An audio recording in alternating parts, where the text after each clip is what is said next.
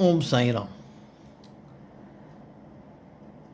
विच में मुंहिंजे मिसिस जी तबियत ख़राबु थी पई। डॉक्टर हुनखे चयईंसि हफ़्तो खनि आरामु कर। मां चयो ठीकु आहे भई। मुंहिंजो ब्रदर चए मां अचां थो हुन लाइ खिचड़ी खणी थो अचां। मुंहिंजी कज़िन चए हुन लाइ मां विदाउट ऑइल जी मानी खणी थी अचां। मुंहिंजी ॿी कज़िन चए मां हुन लाइ सूप खणी थी अचां। मां चयोमांसि तरसो तरसो, पहिरीं मुंहिंजी ॻाल्हि ॿुधो मां छा थो चवां करे।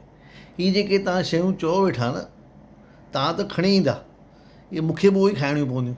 हाणे मां बीमार आहियां न त मां हाणे मुंहिंजे जोइ जे लाइ मां कुक रखी आहे।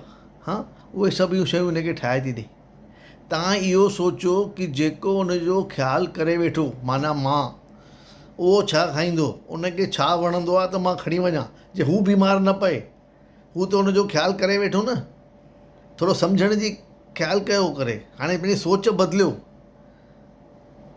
सोच बदलोगे तो इंडिया बदलेगा। थोरो सोचो। चओ ओम साईं राम।